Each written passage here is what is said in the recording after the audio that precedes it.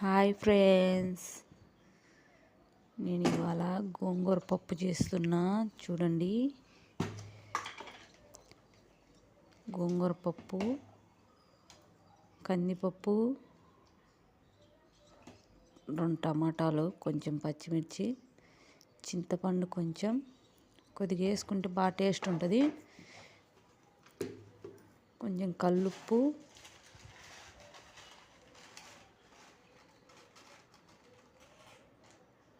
చూడండి, కొంచెం కల్లుప్పు. గోంగూర శుభ్రంగా కడిగి పెట్టుకొని నీట్గా వేసుకోవాలి. ఎందుకంటే దాంట్లో ఇసుక ఉంటుంది ఎక్కువ, కాబట్టి నీట్గా కడిగి చూడండి.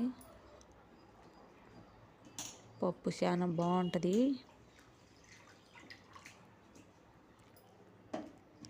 చూడండి, అన్నీ కుక్కర్లో పెట్టేసి ఉడికించుకుంటే సరిపోతుంది.